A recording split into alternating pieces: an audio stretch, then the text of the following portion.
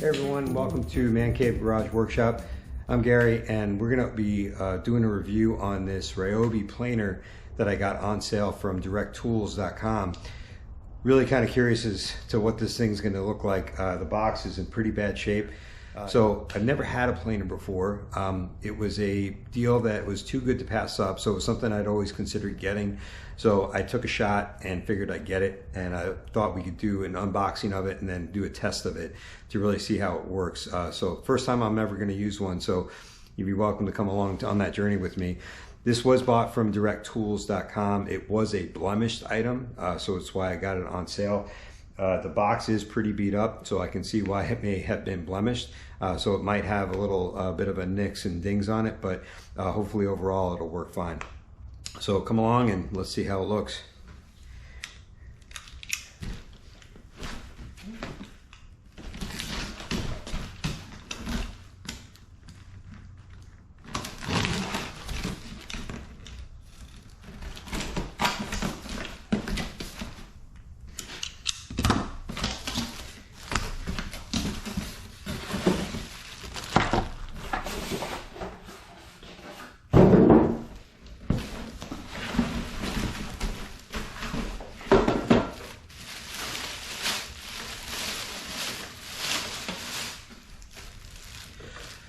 So overall, I'd say it looks in pretty good shape. You know, nothing cracked, nothing broken off from the looks of it.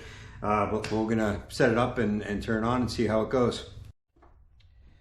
Okay, so it was really easy to get out of the box and put together. It really only took me a couple of minutes.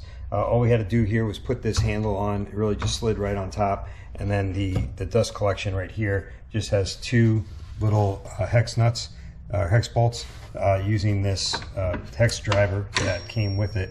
So really easy to put that on. That locks in right there. It also came with these two magnetic blade holders, so if you need to take the blade out and change it or rotate it, you can do that as well. I'm not going to do that today. Maybe at some point in the future when I actually need to do that, we'll video that and put it up here on YouTube. So next step here, I think, is just to make sure these things are all level, which they feel like they may not be. We'll do that and then we'll give it a try. Okay, so I was correct. So I'm taking a business card. You can see the business card doesn't slide in under the table on the in the middle, but right here on the outfeed table, you can see I can get the business card in pretty much all the way through here. So you can adjust these. You can see these little screws underneath, little hex bolts that are down here underneath the table.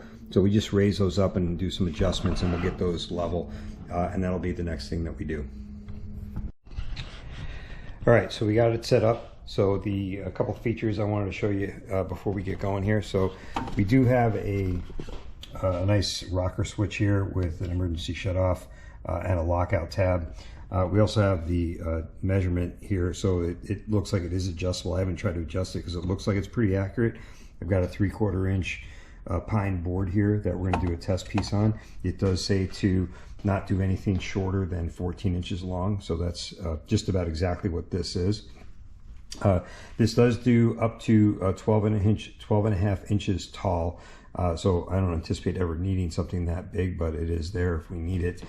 One of the other things it does mention, which I don't have, I'm not going to make this a permanent installation, so I'll probably put this on a base that I can easily clamp to a table. Right now I just put 2 clamps on this side. As I mentioned in another video, I don't have a table yet where I really get around the machine, so there's no way to clamp it on the other side. So with that, we're going to give it a shot. I also don't have an exhaust port yet to hook up to this, so we're going to make a little bit of a mess as I turn on and put this board through. So let's see how it goes.